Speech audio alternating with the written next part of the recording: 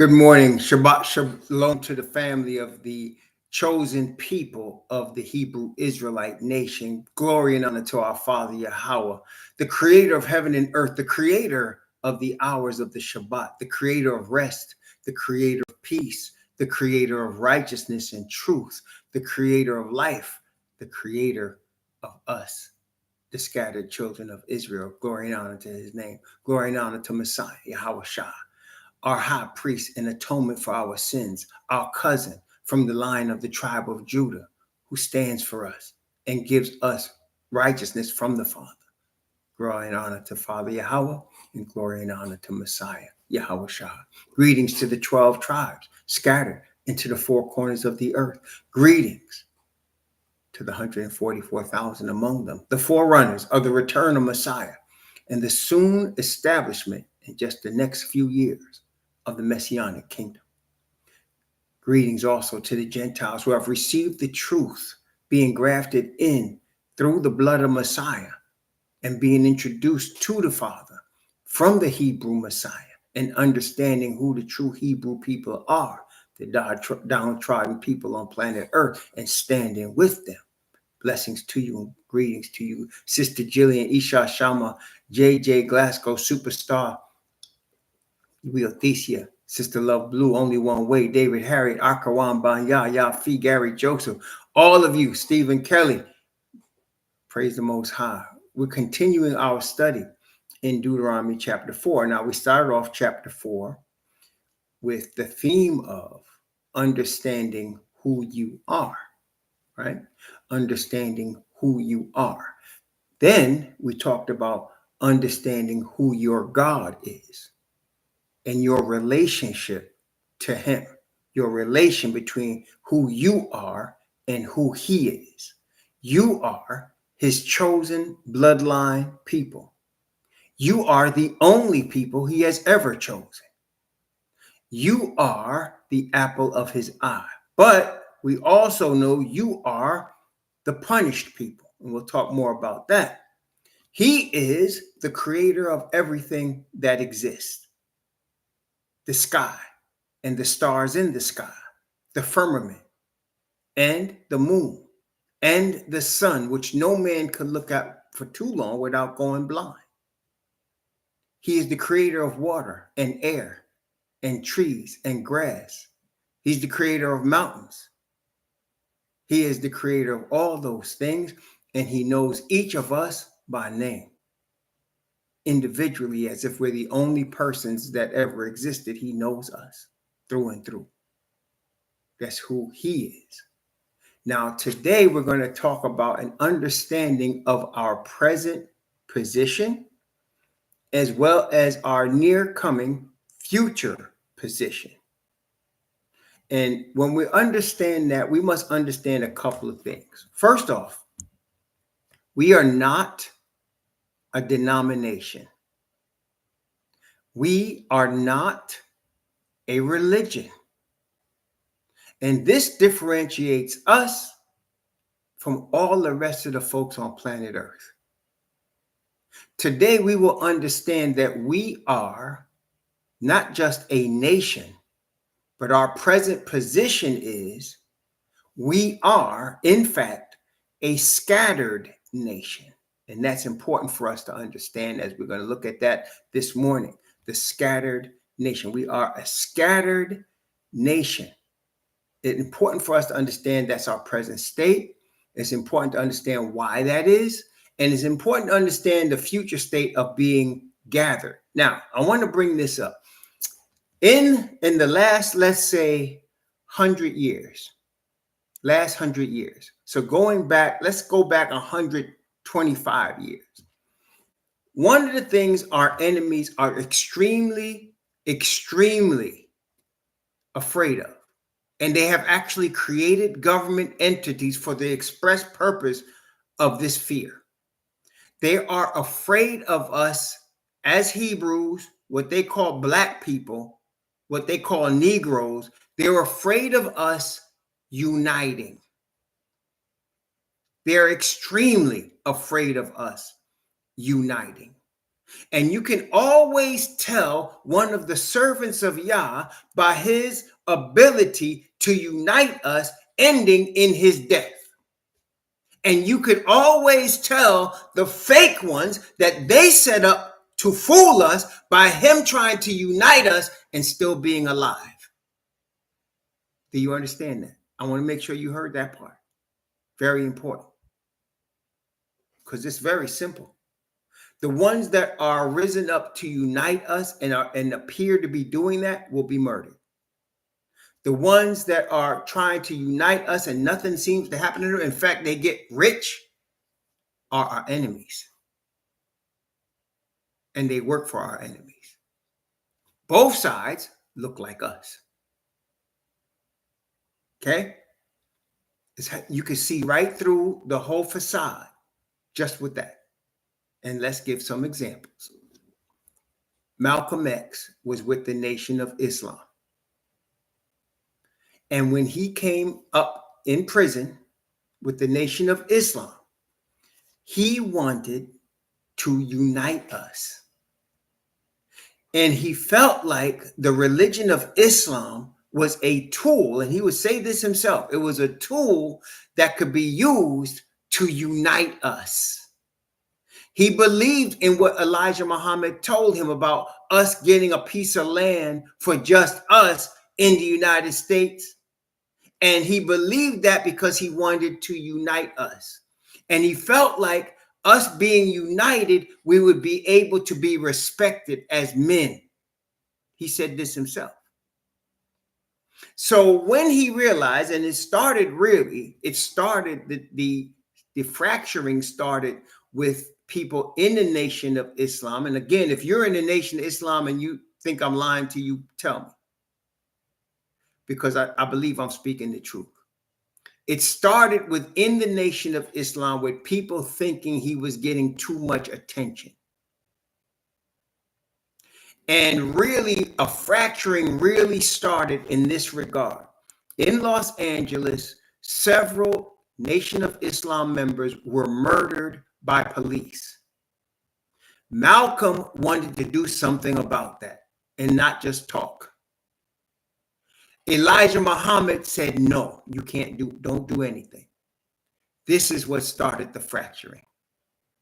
And then later, as this continued, again, the death of President John F. Kennedy, Malcolm was told, don't say anything about the death of Kennedy.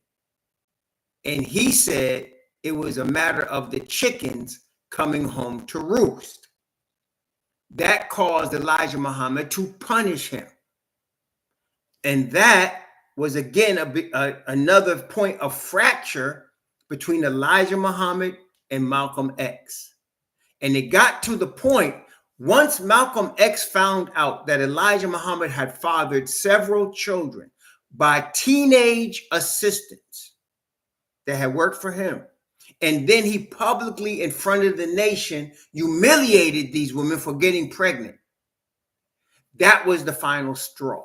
And he came out and he said, I can work better apart from the Nation of Islam. Why? Because it wasn't about Islam. It was about uniting his people. And once he realized that he didn't think Elijah Muhammad was into that, he separated.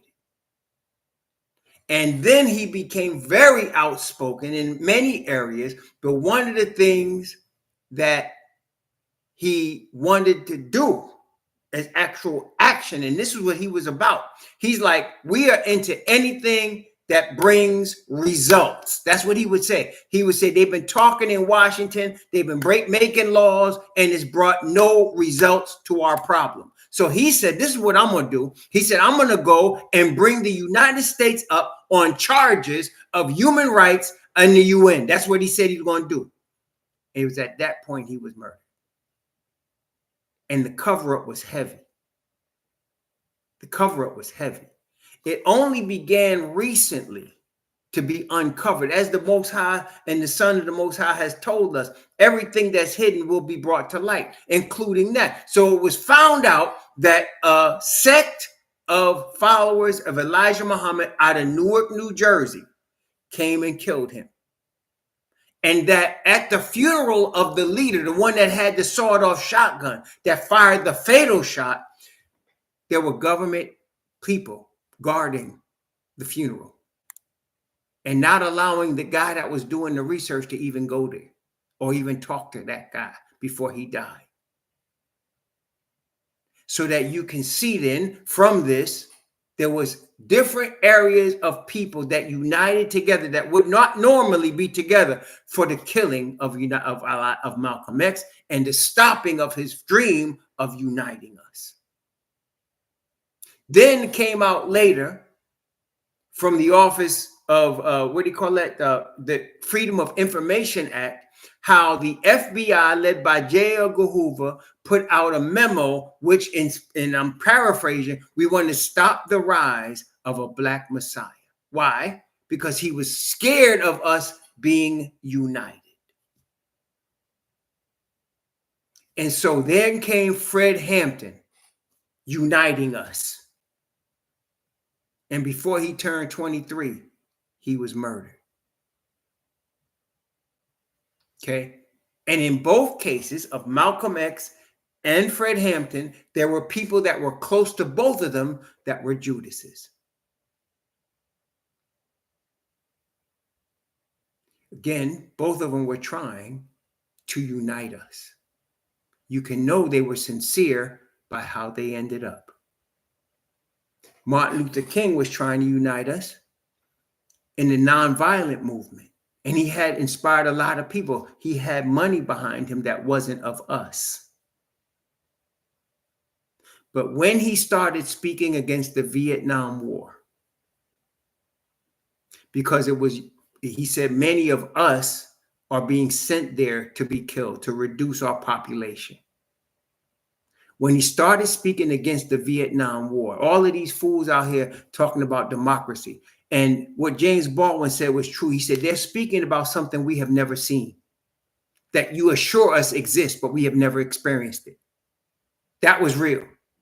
Okay. If you see that interview between James Baldwin and some Caucasian man that they tried to bring against him on Dick Cavett's show, and he put that brother in his place. He said, you're assuring me this exists, and I have never seen it. Because they are definitely afraid, above all things, of us uniting. Trying to unite us, heroic people like James Baldwin or Martin Luther King or Malcolm X or Fred Hampton, it's like trying to take 300 pounds of dead weight and lift it over your head and hold it. Now, there are people that are able to do that are strong enough, powerful enough to lift that 300 pounds over their head. I use 300 because it's a weight that some people could actually lift in the world. Not many, but some can. But even if you can take 300 pounds and put it over your head, you can't hold it for long because it will crush you, no matter how strong you are. Why do I bring that up? Because it's not by our desire, our will, that we will be united. See, our unity will cause our enemies to be scared and to try, as the Bible says in 11:44 of Daniel, to go forth with great fury to destroy and utterly make away many.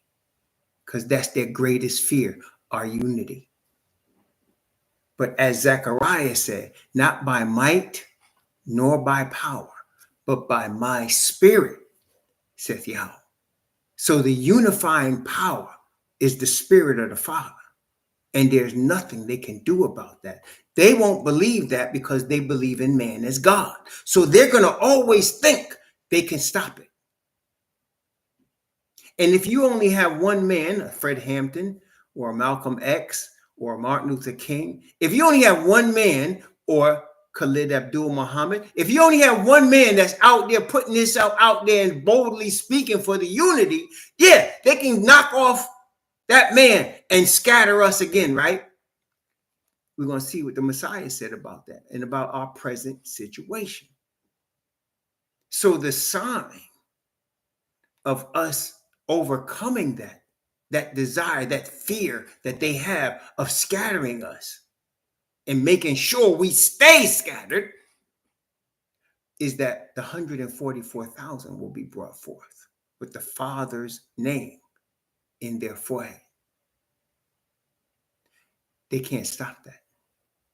All they can do is urge it on. The more they try to stop it, the more stronger it's going to get. Because they're fighting against the Most High himself. And they can't win that. They don't believe that because really and truly, when it comes down to it, the heathen believe in man as God. They have their religions, of course, but they're all man as God religions. And so they really believe that they have power within themselves to stop the one that's the Most High. And they don't. We understand that. We are the first fruits. Listen, we are the first fruits of the people of planet Earth to believe that. Because it was made for us. And so a thorough understanding of this, what we're just talking about, of our position, will help us in our sojourn in the truth on this planet. Okay? Just like understanding who you are helps you in terms of when you're on this planet sojourning and moving through this life, understanding who you are and that you belong to something. You belong to someone. You might be by yourself in the midst of the sea of heathen, but you know knowing who you are makes you stand firm because you know you belong somewhere. You belong to somebody. You are part of something. And you've been appointed in your position by your creator. That helps you, that strengthens you. And knowing who your creator is and your people's history with your creator and what your creator is capable of by just looking in the sky and seeing the sun, the moon, and the stars, you see what he's capable of. And knowing that he made you, that he made every detail of you and every detail of this earth. Forget all those millions of years BS.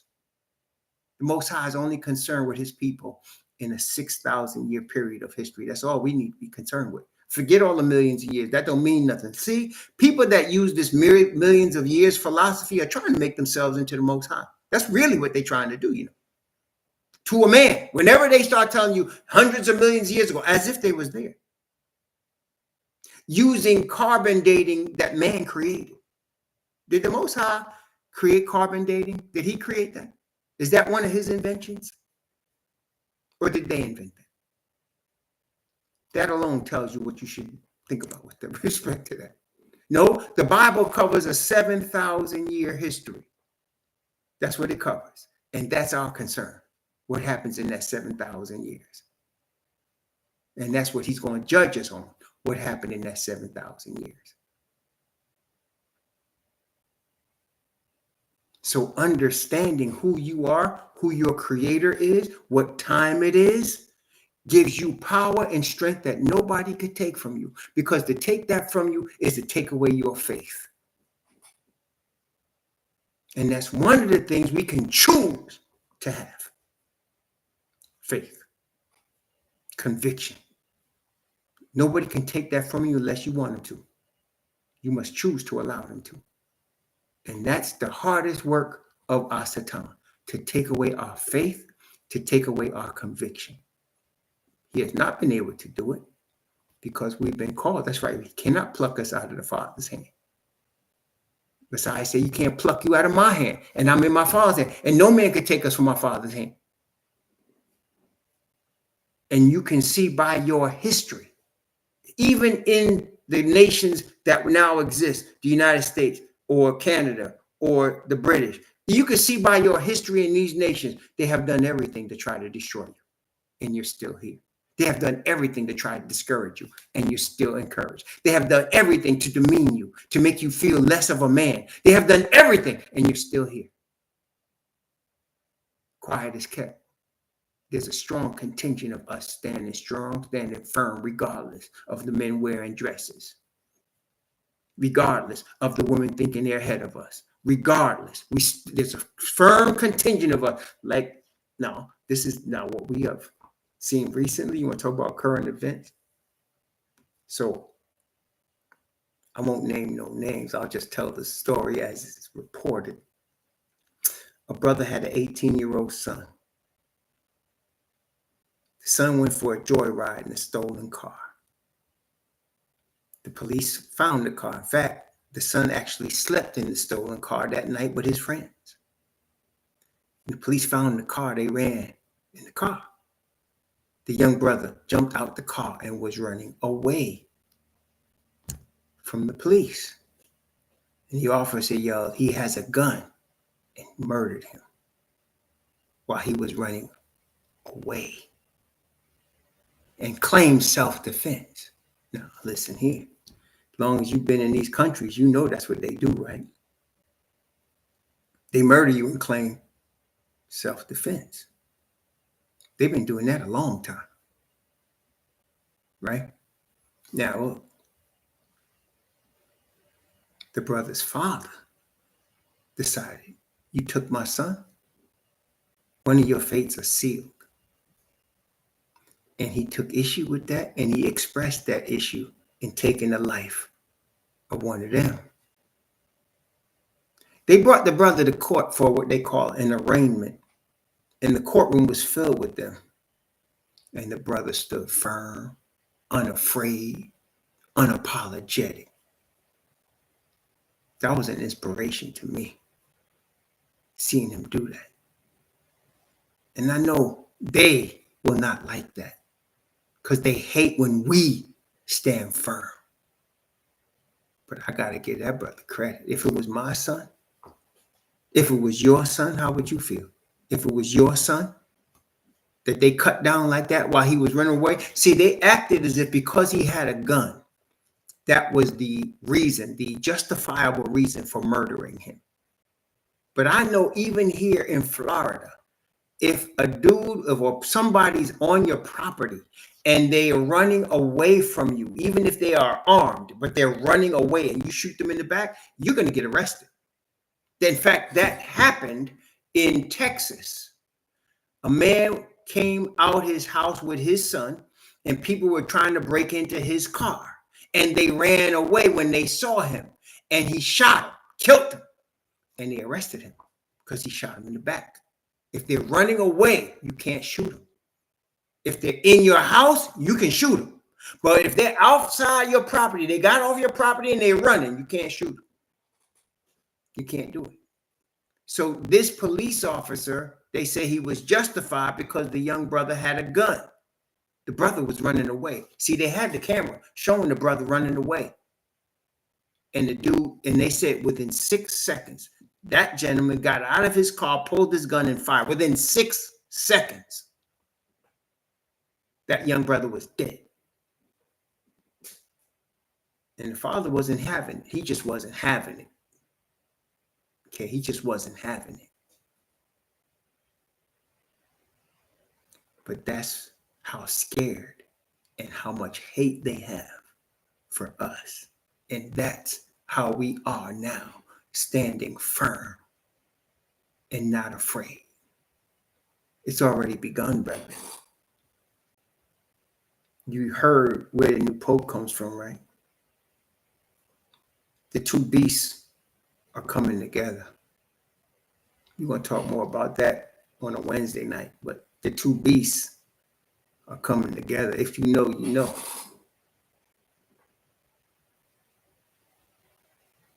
Okay? The two beasts are coming together. We know what time it is. We understand what time it is. See? We understand what time it is. And we also know what our time is. So anyway, understanding who you are gives you strength. Understanding who your God is and what he's about gives you strength and your relation to him. Now, understanding our present position, because these heathen like to ask some questions sometimes, some stupid questions sometimes, right? These heathen love to ask some stupid questions.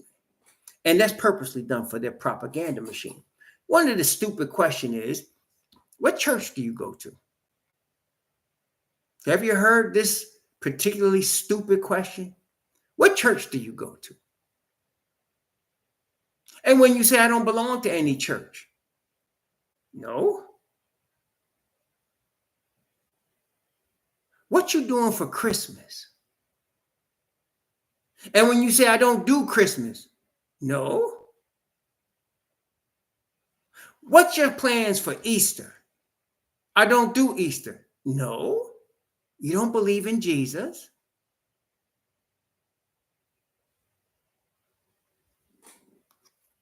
They ask these stupid questions.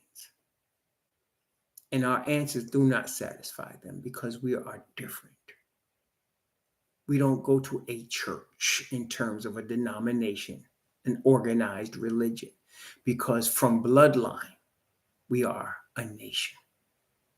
And to say that, they say, oh, you with Islam, your nation of Islam? See how they try to use terms and get ahead of us so they can subvert us? See that? Oh, wait. I'm Jewish too. And you say, no, I'm not Jewish. Somebody came out challenging about our Pope. I said, it's not our Pope. I said, I'm not Catholic. Our Pope? No, it's not ours. I'm not Catholic. That's why I said, I'm not Catholic. And it was on the Knicks side. I said, I'm not Catholic. We talking about this game 3 tomorrow. They even asked Jalen Brunson yesterday, did you realize the Pope went to Villanova? Did you know they were going to choose him? You think you're going to get to meet him? And Brunson kept saying, listen, man, I'm trying to get ready for this game. I'm trying to get ready for this game. And they were asking him questions about the Pope. I was like, wait, what? I know they asked some dumb questions, but they're gone. Anyway, Deuteronomy chapter 4. Let's get 2 or 3 witnesses to show our present state so that we have an understanding of our present state. We have an understanding from the word of our understanding. The word told us who we were. The word tells us who our God is. The word is now going to explain to us our present position. Okay. Deuteronomy chapter 4. Now, yesterday, we stopped where we realized that we are people of inheritance, right?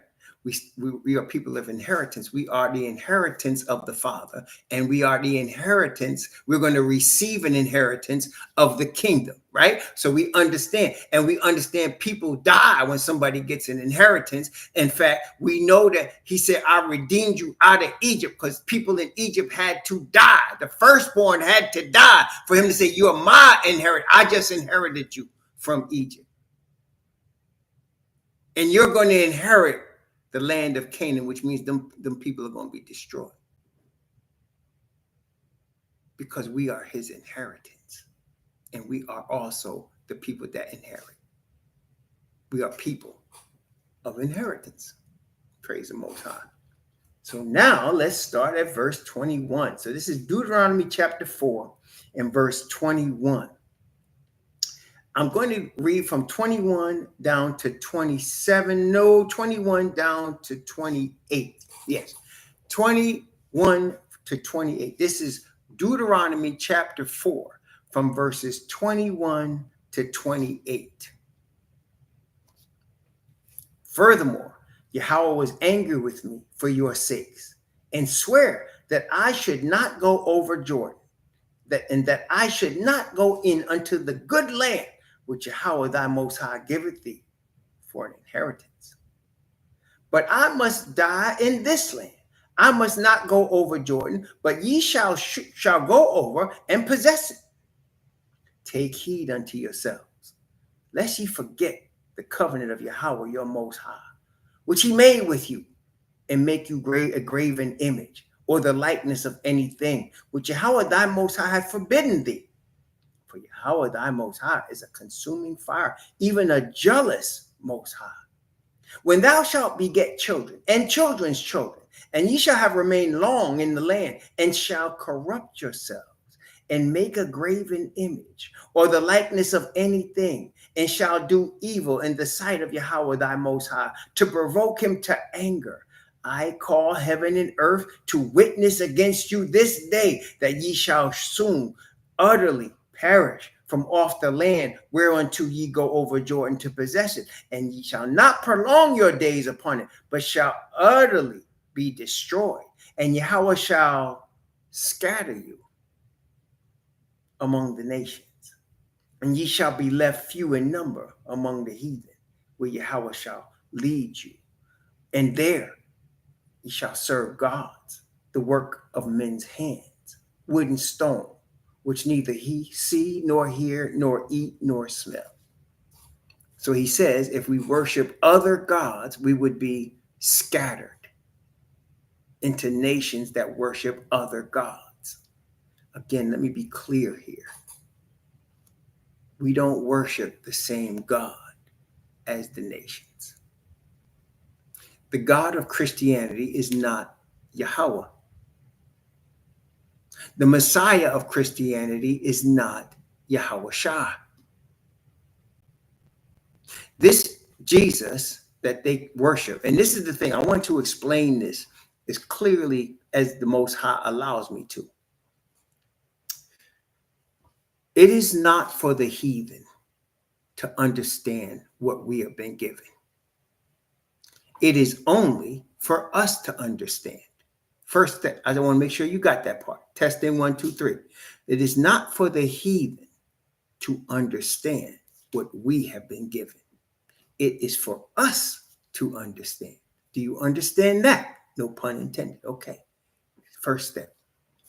Why then does the Most High allow the name Jesus Christ to appear in the New Testament? Why does he allow that? Let's explain that, please. Jesus Christ, the name, is not the name of the Messiah. How do we know this? In the original 1611 King James Bible. What did I say? The original 1611 King James Bible. You can look it up. It's available free online. There is no J in the entire Bible. There is no letter J appearing anywhere in the entire 1611 King James Version. So we can make this couple of assumptions from this. Number one, that the King James Version we are now looking at with the letter J's in it came after 1611. Is that a good assumption? Testing 1, 2, 3. Are you hearing me? I want to make that second assumption here so we can agree on this. So the letter J that now appears in the King James Bible was not there in 1611. Therefore, it came after that. So 1611 to today is about 400 years, a little more than 400 years, right? So we're in the 2000s. So you have 400 years to 1600 in the 2000s. So now we can surmise from that second assumption that the letter J is 400 or less years old. Do we understand it? That the letter J is no older than 400 something years. It's not even 500 years old. Everybody got that so far? Because, okay, we bring in this point to help people understand. Now, wait. Then we can further assume that if the letter J did not exist, and then you can confirm when you look at the Hebrew alphabet, there was no letter J in it. When you look at the Greek alphabet, there was no letter J in it. You can now confirm that at the time the Messiah walked the planet Earth, his name was not Jesus. Do we understand this? That at the time he walked the earth, his name was not Jesus, because there was no such thing as the letter J. Okay? Now, so it's not at the name of Jesus that everyone's going to bow, as Paul writes in Romans 9.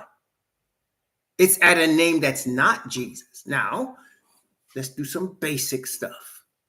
When you look up the name Jesus in your concordance, your Greek and Hebrew concordance, I use the Strong's Exhaustive Concordance. So when you ever look up the name Jesus in that, what do you see? Do you see Jesus there? What do you see there when you look up the name Jesus? In fact, let me just do it now. Let's just do it. Shoot, let's just look at it now. What let's see here. I'm going to go to, let me go to, hold on 1 second. I'm going to go to King James Plus in my concordance here, and I'm going to go to any place the name Jesus appears. I'm going to go to Romans chapter 1. Let's take a look there. So Romans says, Paul, a servant of Jesus Christ. So when I look up Jesus here, it's G2424, and it's Jesus, and it Hebrew origin 3091, which begins with a Y. 3091 begins with a Y. Yah, Ha, Wah, Shai. Look up those letters for yourself. Look them up. Look up the letters. I challenge you. Look up the letters of H3091. Look up those letters for yourself. And then sound those letters out. And tell me what you come up with when you see those letters. You will not come up with Jesus. You won't even come up with Joshua. It will say Yah, Ha, Wah, Shai. That's what it'll say. That's what it'll say. And it'll also tell you it's a combination of two words when you look up Yahweh Shai. It's a combination of two words. Yah, Hawa, and then Shai. Yahweh Shai means Yah exists. Yah exists. Two words. Yah, Hawa. Yah exists. Look up the letters. So anyway, what you're not going to see is Jesus. So then that begs the question. If I'm pushing you to read this book, and I keep doing it, don't I? I say, read the book now. Why would I push you to read a book with a heathen name in it? That's a good question, isn't it? Why would he be pushing us to read this book that has a false name for Jesus in it? Two reasons only. Number one, we know his real name. It's not for the heathen to know his real name. Number two, the Most High allowed the heathen to translate it because we weren't able to do it because we were slaves, reminding us of why. Does not remind you of your present position when you see the heathen translation, Jesus Christ? It reminds you of your present situation. Okay? So the book is a constant reminder. It tells you how you got here, which we're getting ready to go into now. It tells you why.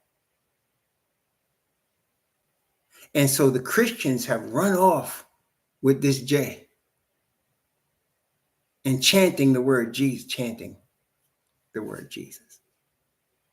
But that's not his name. That's a name that the heathen gave to him. And it's broken up in these two terms. Yea, Zeus. Yea, Zeus. Now, when you listen to that word Zeus, now, have you heard of Zeus before? Z-E-U-S. Zeus. Who is Zeus, brother? Where you get Zeus from, somebody might say. Where you get Zeus from? Who is Zeus? Can you tell me? Who is? That's right. It's an idol of the Greeks. A Greek god. A false Greek god. Zeus. And they say, yay, Zeus. Didn't have no J.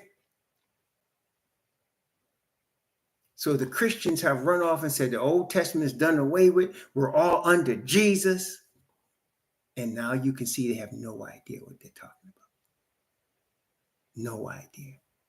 But we know because we are called to know. You have to remember that. We are called to know. He said, my people that know my name. That's what he said. My people that know my name. You catching that? My people that know my name. That's what he said. That's what the word said. My people that know my name. That are called by my name. See? My people that are called by my name. There you go, brethren. Praise the Most High. So now, that's why you have Jesus in the Testament. It's a reminder. Heathen translated this. Heathen don't understand who we are, and they don't understand the Father's name. Listen, they use the name Jesus Christ in vain constantly. If you ever watch a Knicks game, you'll hear Tom Thibodeau say it all the time. Jesus Christ, as he says it all the time. They use that because that's why they're not supposed to know the name of the Most High, because they would blaspheme it. That's what they do. That's what they do. So they don't even know. They're not gonna know, brethren. Unless they come with us, they're not gonna know. Nor will they understand when you say it. Nor will they understand. And why? It's not for them. It's not for the heathen to know his name until we tell them. We have to tell them what his name is. See, we have to tell them. You understand? We have to tell them. Otherwise, they won't know. So they have to come to us. Understand? Praise the Most High. And we tell him. And that's his name. And his name is powerful. His real name is not Jesus. Okay, so at the name of Jesus, no, every name will not bow. Every tongue will not confess. No, that's not his name. Neither his name, Jehovah. That's not his name. So Jehovah Witnesses, their whole game is messed up. They got some other God. It ain't ours, though. I can tell you that right now. They don't even know his name. You understand? They don't even know his name. They all messed up. See? All right. So, Yahweh shall scatter you among the nations, and ye shall be left few in number. Witness number one, right? In the mouth of 2 or 3 witnesses, let every word be established. Psalm 44. Psalms 44. Psalms 44. Let's take a look. Psalm 44. Here. I have it marked, actually. Psalm 44. I was saying, which one of these verses is it? And the Most High said, well, I already had you mark it. Praise the Most High. Psalm 44, verse 11. What does it say in Psalm 44, verse 11? Thou hast given us like sheep appointed for meat, and hast scattered us among the heathen. Thou hast scattered us among the heathen. Thou hast given us like sheep appointed for meat, and thou hast scattered us among the heathen. Thou hast scattered us among the heathen. Wait a minute. I got more. There's more. I'm going to look more. I got more. Wait a minute. Jeremiah. Oh, yes. Jeremiah. Oh, yes. Jeremiah. Yes, Jeremiah. Brother Jeremiah. Jeremiah chapter 23. Jeremiah chapter 23, verse 2. Jeremiah 23, 2. Verses 1 and 2. Let's read it. Jeremiah chapter 23, verses 1 and 2. Now, what you're going to also find with these scattered verses is there's also a gathering verse. Now, we started today talking about how afraid they are of us being united. Isn't that right? And let me just make y'all cause y'all to bear witness. Is that true? Are the heathen very afraid of us coming together in unity? Are they afraid of that? Am I lying about that? Is that just a figment of my imagination, or is that true? Are they afraid of us being united? They are constantly trying to divide us. Constantly. They divide light skin from dark skin. They divide people that are Hebrew in Africa from people that are Hebrew in the United States. They divide people that are so-called Hispanic from people that are English. They divide us. They try their best to divide us, because if we are gathered, they have a problem. Can you imagine if all of Yah's people, all of his people, both of Spanish, of light skin, of dark skin, of Hebrews in Africa and Hebrews, what would they do? Boy, you would see some scared folks. They'd be reaching for their 9s and their Desert Eagles and their 12 gauges. They'd be pulling out their Confederate flag. They'd be going, in fact, it would look like January 6th, wouldn't it? Anyway, Jeremiah chapter 23, verses 1 and 2. Woe be unto the pastors that destroy and scatter the sheep of my pasture. So in other words, there's religious leaders, even among our bloodline, that are working to scatter us. Therefore, thus saith Yahweh, Most High of Israel, against the pastors that feed my people. Ye have scattered my flock and driven them away, and have not visited them. Behold, I will visit upon you the evil of your doings. Scattered. Jeremiah, let's stay here. Verse 30. Jeremiah 30, verse 11. This is our present state. Scattered. So what do we have? Moses, David, whatever, Jeremiah. Okay, 3 so far, but we got more. I could give you more than more, right? But let's get a few. So Jeremiah chapter 30, verse 11.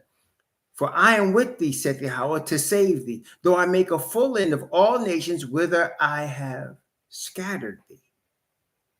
Yet will I not make a full end of thee, but will correct thee in measure, and will not leave thee altogether unpunished. Jeremiah say we are scattered. Wait a minute. Ezekiel chapter 6. Ezekiel chapter 6. So we got what? We got Moses, David, Jeremiah, and now Ezekiel. Ezekiel chapter 6. Ezekiel 6, verse 8. Ezekiel 6, verse 8. Yet I will leave a remnant that ye have somewhat, that ye shall escape the sword among the nations, and when ye shall be scattered through the countries. So we have Moses, David, Jeremiah, and Ezekiel. That's 4, right? That's 4. And Ezekiel say a lot of more about it. Ezekiel say a lot of more about it. But we're going to come back to that. Ezekiel say a lot of more about it. But wait a minute. Zechariah. This is our 5th witness. Zechariah. Actually, on my way to Zechariah, I happened to be in the neighborhood of Daniel. So let's stop there. We got Daniel too. Let's say Daniel chapter 12. Daniel chapter 12 and verse 7. Daniel 12, 7. Daniel 12, 7. And I heard the man clothed in linen, which was upon the waters of the river, when he held up his right hand and his left hand unto heaven, and swear by him that liveth forever, that it shall be for a time, times, and in half, when he shall have accomplished to scatter the power of the holy people. All these things shall be finished. Scatter, he shall have accomplished. So the scattering gonna come to an end. So if the scattering comes to an end, there's going to be a gathering. And he's saying right here, there's going to be a time when it's accomplished, when it's finished. So we're going to be united. We are, but we're not finished yet. That's which one? That's number 5, right? That's witness number 5. Okay, let's go to Matthew. You know, we need some New Testament. Where's the New Testament? The Old Testament's done away with. We need the New Testament. Okay. Matthew chapter 26. Matthew chapter 26. This is very prophetic too, brethren. Look at this. Matthew chapter 26, I'm going to read verse 31 and 32. Then saith Yahushua unto them. See, that's why, just to explain to y'all, I can't use the name Jesus if I know his real name. Once you know his real name, you can't call him by a false name. I understand the Bible has been translated by the heathen and they don't know any better. See, that's what you got to understand. This is part of the patience of the saints. Here is the patience of the saints. We understand y'all don't know any better. You understand? Y'all don't know nothing. It's all right.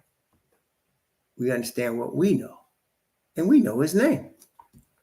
Then saith Yahushua unto them, all ye shall be offended because of me this night. For it is written, I will, this is Zechariah he's quoting here, I will smite the shepherd, and the sheep of the flock shall be, what?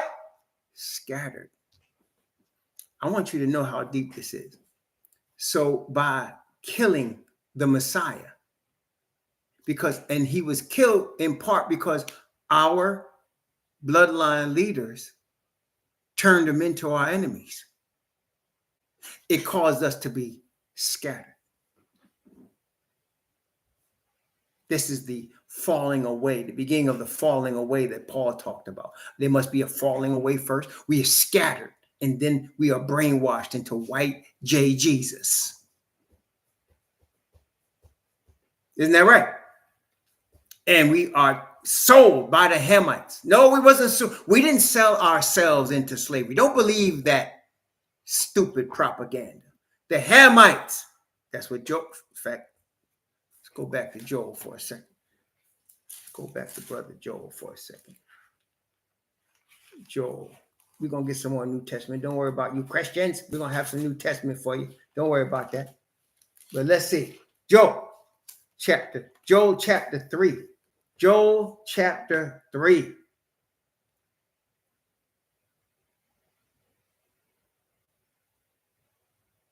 I'm going to begin at verse 1. And I'm going to go from verse 1 down to verse 7. Joel chapter 3 from 1 to 7. For behold, in those days and in that time, when I shall bring again the captivity of Judah and Jerusalem. See, in chapter 2, he talks about pouring his spirit. So then it continues here in chapter 3. I will also gather all nations and will bring them down into the valley of Jehoshaphat. That's also called Armageddon. And will plead with them there for my people and for my heritage. That's going to tell you what he getting ready to do when he said he inherited us. Whom ye have scattered among the nations and parted my land. And they have cast lots for my people, and have given a boy for an harlot, and sold a girl for wine, that they might drink. Yea, and what have ye to do with me, O Tyre and Zidon? Tyre and Zidon are from Ham. Tyre and Zidon are Hamites. I want y'all to understand that. Hamites, Tyre and Zidon. Okay? And all the coast of Palestine. Palestine is translated Philistines. Philistines are Hamites. Understand that. Hamites. Go back and look at Genesis 10 if you want to verify what I'm saying to you.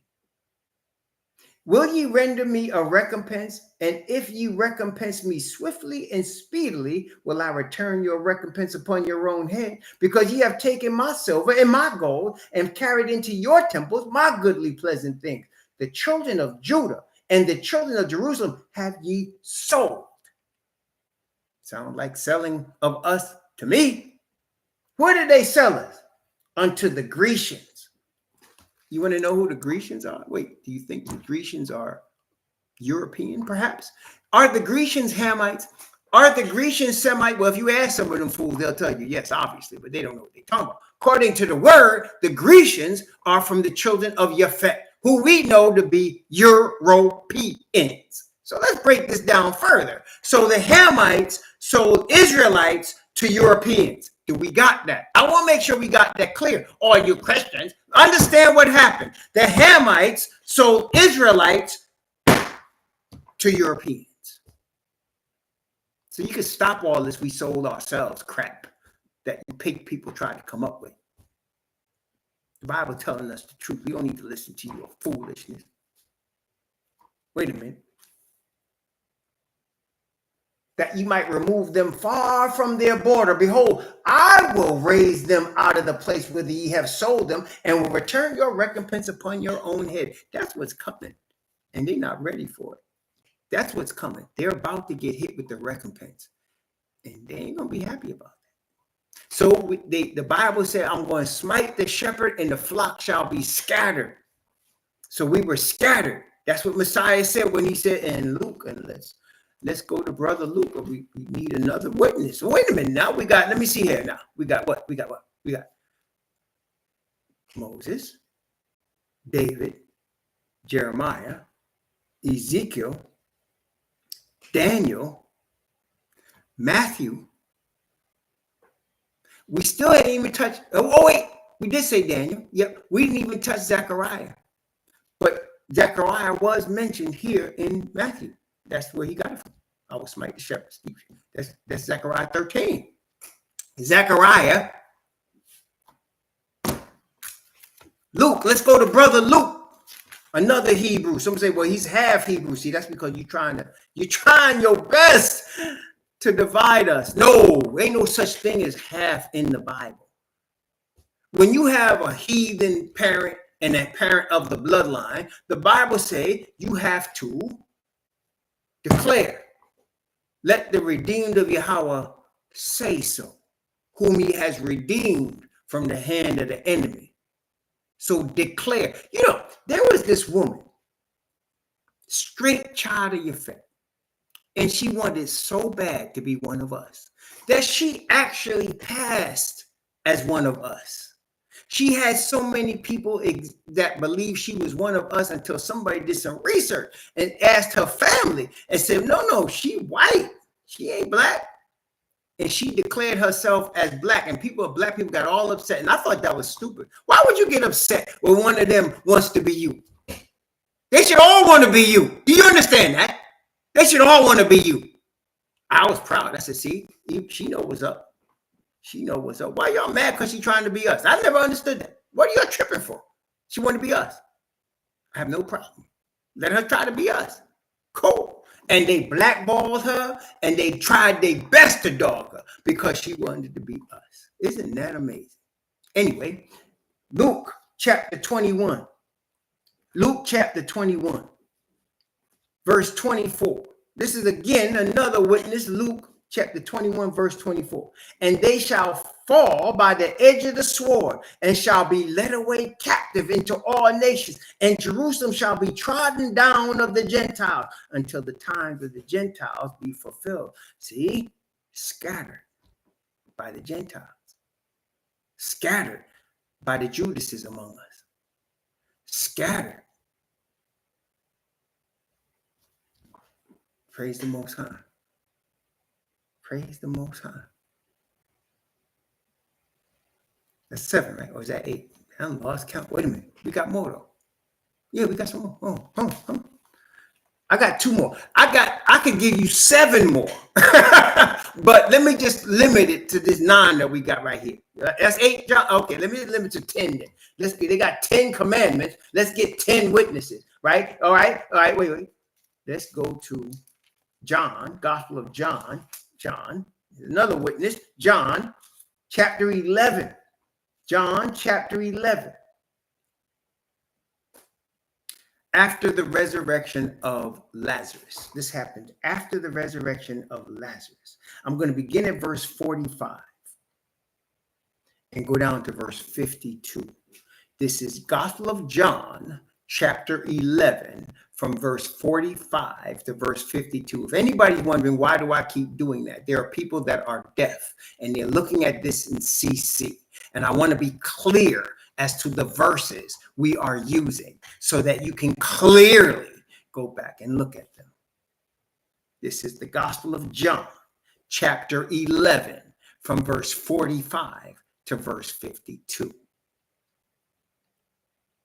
Then many of the Jews which came to Miriam and had seen the things which Yahushua did believed on him, but some of them went their ways to the Pharisees and told them what things Yahushua had done. Then gathered the chief priests and the Pharisees a council and said, what do we? For this man doth many miracles. If we let him thus alone, all men will believe on him, and the Romans will come and take away both our place and nation. And one of them, named Caiaphas, being the high priest that same year, said unto them, ye know nothing at all, nor consider that it is expedient for us that one man should die for the people, that the whole nation perish not.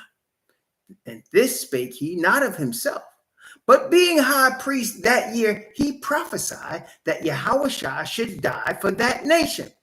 And not for that nation only, but that he should gather together in one the children of Yahweh that were scattered abroad. I think we understand our present position, right?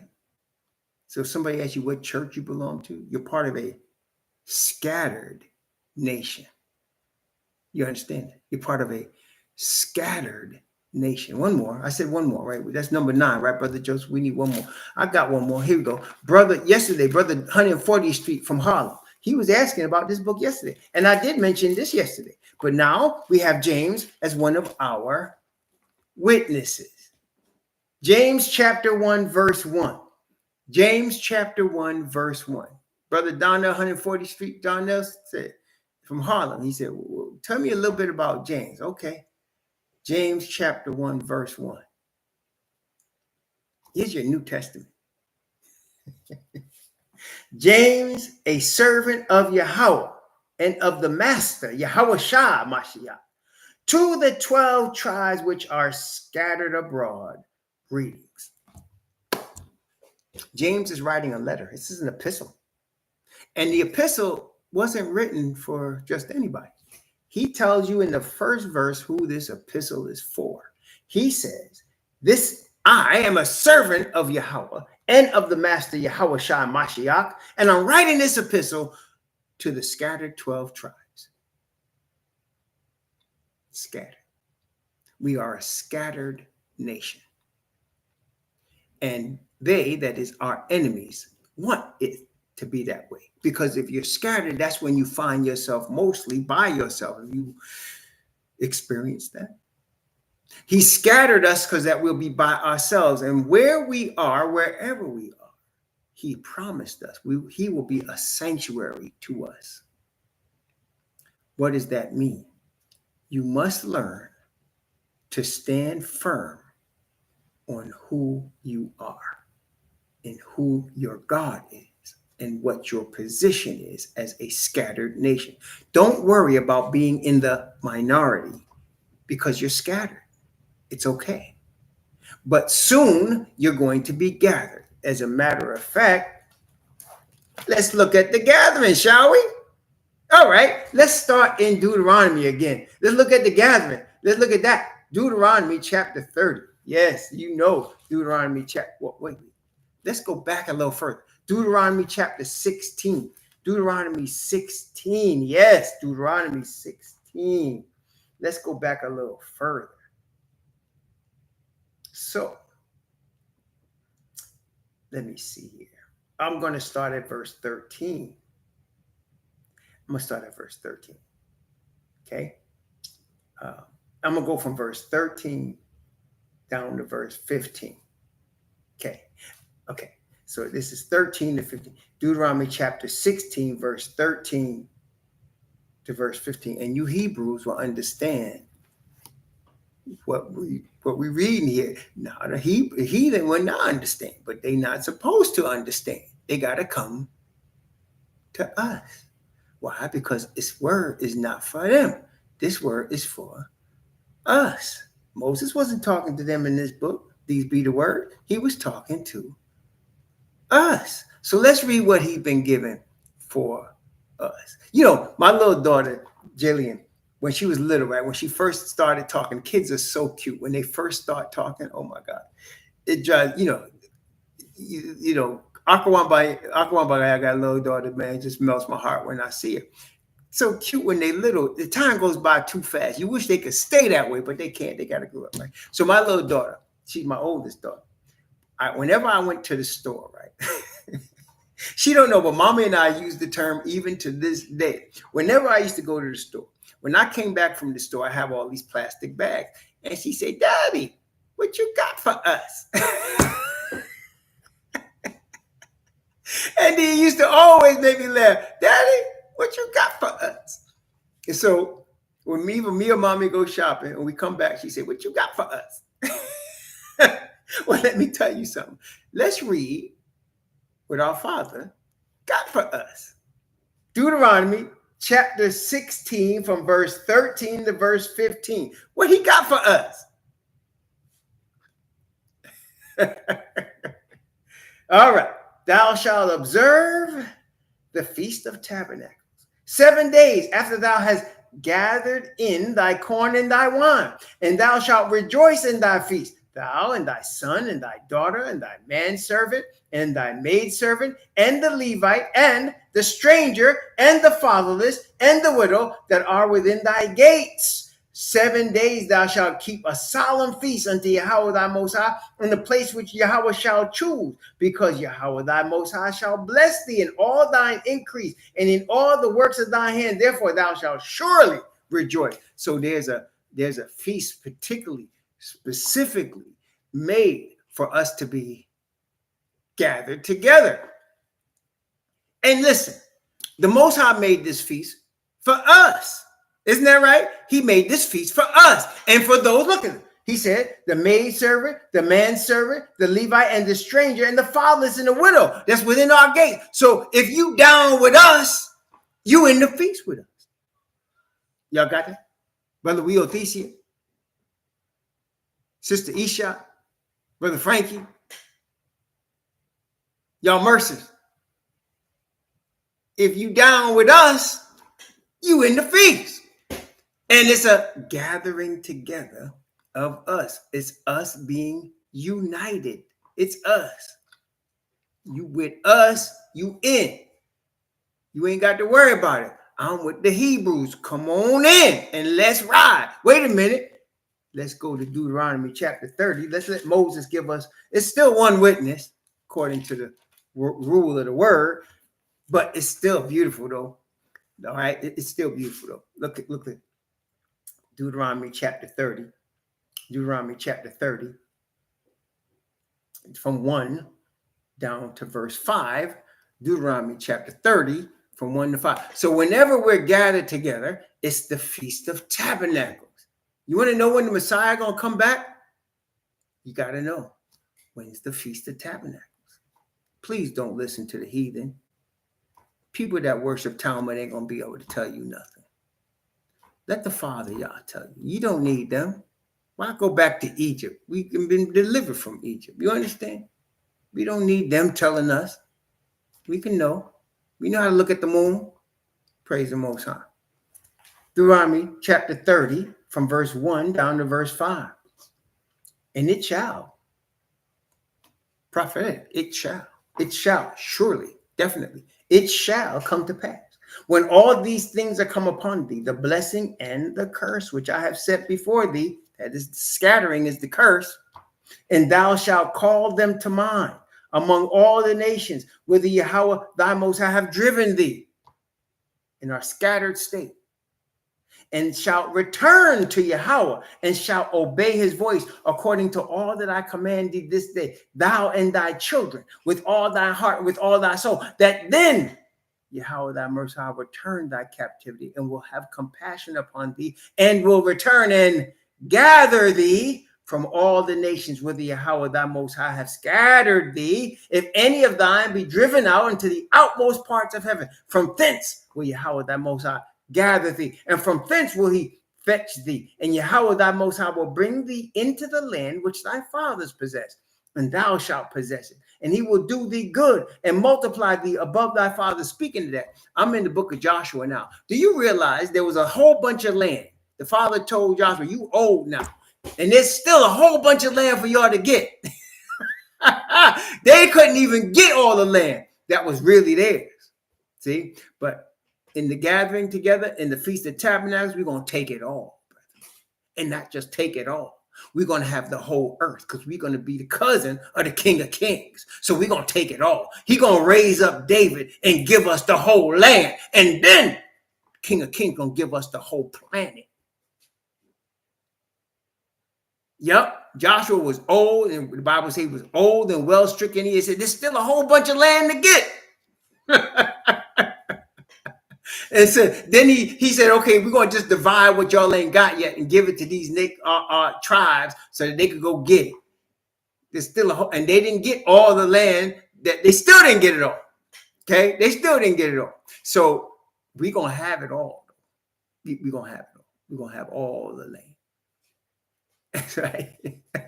A lot of more. Y'all got a lot of more you ain't got yet. We're going to get it, though. It's all right. He's going to gather us. And listen, that's the unity by the power of the Spirit. See? We're not going to be united because some really stirred up Hebrew decides to bring forth and risk his life and give his life, like Malcolm, right? Like Fred, like Martin Luther King, like Khaled. No, we're not going to be gathered like that. It's the Spirit that's going to move us and bring us together. See, it's the Spirit of truth, the Spirit of righteousness, the Spirit of our Father. The same Spirit that brought us into existence is going to bring us together. And there's nothing the heathen could do about it. And that's what's going to make them mad. They're not in control of it. You remember now, the plagues, the Pharaoh was defiant if his magicians can reproduce the plague. You say, well, why was he defiant because of that? Because he's showing that man could be God.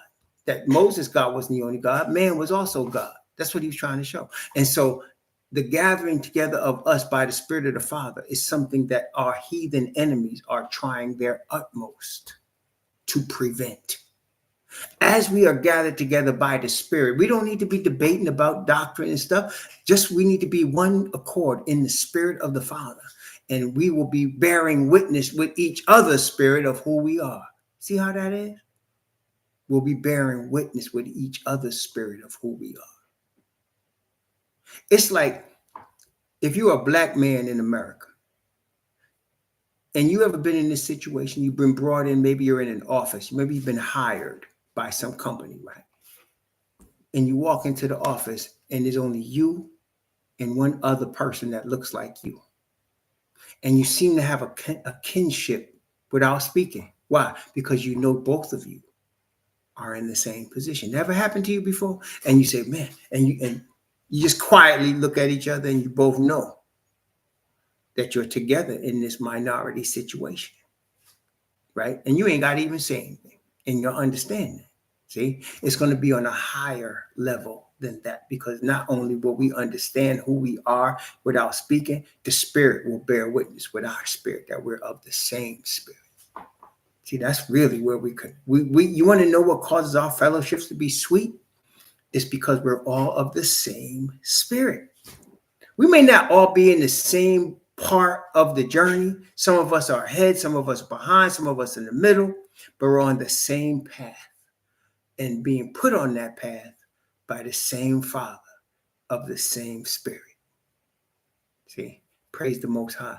And there's nothing the heathen can do to stop that. So where are we? This is just Moses, right? We just getting warmed up. Look at that. We just getting warmed up. This is Moses. That's our first witness, Moses. Okay, Moses, our first one. Wait a minute. Moses, our first witness. Let's go find some more. I know I'm one of my favorite ones that's on my mind right now is in they're going in Isaiah, but I don't want to go there yet. I don't want to go there yet. You say, well, why don't you want to go there, Brother Raw? I'm gonna go there, but I want to stop because I'm quite sure. I don't have to guess. I'm quite sure David has something to say about this. I'm quite sure David has something to say about this. Okay, I'm quite sure he does. I know he does. Okay, so I'm going to find.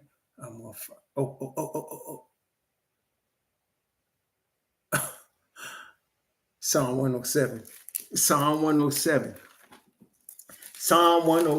man. The word is food. The word is sweet. The word is power. Praise the Most High. The word. Let's see. Oh, I just quoted this a while ago. So somebody ever calls you half, your daddy was a white man, your mother was black, so you only half, or you half white because your mama was white and your daddy was black. Remember this verse. Let the redeemed of Yahweh say so. In other words, choose your side. The Hebrew blood is the most significant blood, listen up, on planet Earth. The Hebrew blood is the most significant blood. And let me explain to you very briefly why they hate it so much. Because they have this thing called the one drop rule. Do you realize people have lost lands, have lost the ability to be free citizens, have lost the ability to get married because it was found that their great-grandmother or their great-granddaddy had black in them? That's how they hate the true people. They hate us. And that's all good, because the ones that love us, they're going to get blessed with us. And the ones that hate us got to get what they got coming. All right. Psalm 107. Psalm 107 from verse 1 to 3. Yes, I knew Brother David was going to say something about this. There's no doubt in my mind, because David was a king and a prophet. Praise the Most High. This is Psalm 107 from verse 1 to 3. Oh, give thanks unto Yahweh, for he is good, for his mercy endureth forever. Let the redeemed of Yahweh say so, whom he hath redeemed from the hand of the enemy, and gather them out of the lands, from the east, from the west, from the north, from the south. Witness number 2, Brother David. Now let me get over there to Brother Isaiah. Now. Isaiah chapter 11, and Isaiah got a lot to say about this. I'm sure you know. But for the sake of all the other witnesses, let's just look at this one. Isaiah chapter 11. Isaiah chapter 11, going to begin at verse 10 and go from verse 10 down to verse 12. Isaiah 11, from 10 to 12. And in that day there shall be a root of Jesse, which is David, which is Messiah, which shall stand for an ensign of the people. Oh, that's Messiah. To it shall the Gentiles seek, and his rest shall be glorious. So Messiah is the ensign for the people. And the Gentiles are going to seek Messiah, not Jesus. They're going to seek Yahweh Shah of the tribe of Judah, our cousin. And where are they seeking him from? Wait a minute. And it shall come to pass in that day that Yahweh shall set his hand again to recover again the second time, to recover the remnant of his people which shall be left. He said he's going to set his hand again. Well, let me ask you, according to where Isaiah was in period of time and space and history, when was the first time that the Father set his hand to gather the remnant of his people? When was the first time? When did that happen, y'all? The first time. When did he do that? To gather the remnant of his people. That's right. He took us from Mizraim. So let's look at where he's gathering us from this time. Let's look at this. This is Isaiah chapter 11. This is our second witness. Isaiah chapter 11, he said, from where? From Assyria. Those are Hamites. Well, they're actually Semites that were dwelling with Ham. And Mizraim, which is Egypt, Hamites. Pathros, which is Hamites. Cush, which is Hamites. Elam, which is Arabs. Shinar, which is Babylon. Babylon is Ham. From Amath and from the islands of the sea, which are the Gentiles. So he's gathering us from all these people we were scattered. And shall set up an ensign for the nations, and shall assemble the outcasts of Israel, and gather together the dispersed of Judah from the four corners of the earth. That's witness number 3, actually. So we got Moses, we got David, and now we got Isaiah. Let's go back to Jeremiah, where we was before. Let's go back to Jeremiah, right? Where we was before, because Jeremiah also gave us the witness of the scattering. He's going to also give us the witness of the gathering. Praise the Most High. Let's go a couple places. Jeremiah says it more than 1 or 2, but I'm just going to use 2 for the sake of time, right? I'm just going to use 2. 2 of Jeremiah's multiple witnesses of the same thing, because Jeremiah is one witness. Let's take a look here. Jeremiah chapter 23. Yes, Jeremiah chapter 23. Again, and I want you to notice in Isaiah, the ensign was Messiah. Messiah was the point at which all of us are gathering. Now, what does that mean for us? Messiah is the high priest of Israel. It is through him that the Father give us his spirit of righteousness. It is through Messiah that we are declared innocent of our sin. It is because of Messiah's atonement and righteousness that the Father seals us in our forehead with his spirit. You understand that?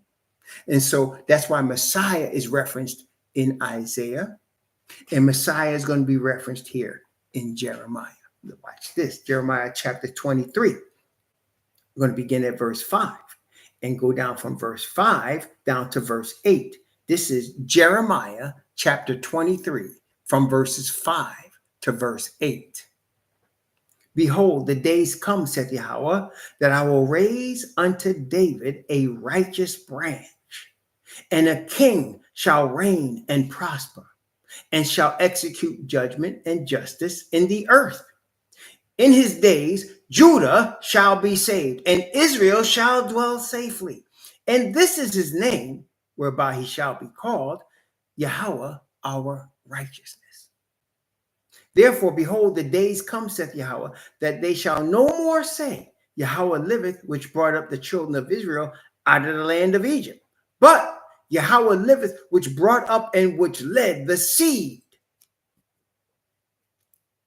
of the house of Israel out of the north country, and from all the countries whither I had driven them, and they shall dwell in their own land. See, he's known as the God that called us out of Egypt, but he's going to be known as the God that called us out of the four corners of the earth. Praise the Most High. One more in Jeremiah. This is what we got: Moses, David, Isaiah, Jeremiah, and we could keep on going. I'm going to tell you we could. But I'm not going to do it all. Y'all getting the point. Let's go back to our brother Jeremiah chapter 30, where we was with the scattering. We're going to be in the same place with the gathering. Praise the Most High. Jeremiah chapter 30. I'm going to read verse 9, 10, and 11. Jeremiah chapter 30, verse 9, 10, and 11. But they, that is the children of Israel and Judah, shall serve Yahweh. And if you don't believe me, read verse 1 and 2, and you'll understand that. But they, the children of Israel and Judah, shall serve Yahweh their Most High, and David their king, whom I will raise up unto them. Therefore, fear thou not my servant Jacob, saith Yahweh. Neither be dismayed, O Israel, for lo, I will save thee from afar, and thy seed from the land of their captivity. And Jacob shall return and rest and be quiet, and none shall make him afraid. For I am with thee, saith Yahweh, to save thee, though I make a full end of all nations, whither I have scattered thee. Yet will I not make a full end of thee, but I will correct thee in measure, it will not leave thee altogether unpunished. There you go. Witness number 3. Or was that 4? No, that's 4, isn't it?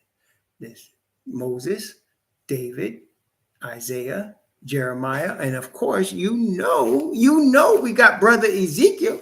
This brother Ezekiel, man, Ezekiel don't play. Ezekiel have a whole lot of witnesses. He got a whole lot to say about this. Let me go straight to 36 because, 36. Okay, this is Ezekiel 36. I could go to 34. I could go to 6. There's a whole bunch of Ezekiel. But let's just go 36, okay? 36 of chapter of Ezekiel, the prophet, 36, from verse 19 down to verse 27. Ezekiel 36, 19 to 27.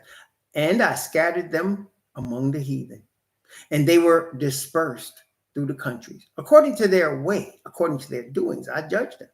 And when they were entered into the heathen, whither they went, they profaned my holy name, with white Jesus and all that. When they said to them, these are the people of Yahweh and are gone forth out of his land. But I had pity for my holy name, which the house of Israel had profaned among the heathen, whither they went.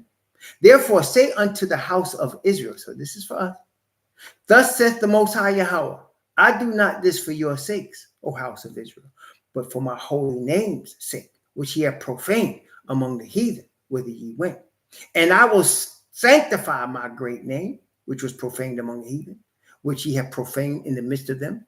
And the heathen shall know that I am Yahweh, saith the Most High Yahweh, when I shall be sanctified in you before their eyes. And I will take you from among the heathen and gather you out of all countries and will bring you into your own land. Then will I sprinkle clean water upon you and ye shall be clean from all your iniquities, and from all your idols will I cleanse you. A new heart also will I give you, and a new spirit will I put within you. And I will take away the stony heart out of your flesh, and I will give you a heart of flesh. And I will put my spirit within you, and cause you to walk in my statutes. And you shall keep my judgments and do them. So much for them 600 laws that we can't keep. Let me give you one more. I done gave you a whole lot. Zephaniah. Oh, yeah. Prophet Zephaniah. Another Hebrew Israelite prophet, the son of Cushi. That is Zephaniah, the son of Cushi. Zephaniah chapter 3. Zephaniah chapter 3. Oh, man, there's a lot here.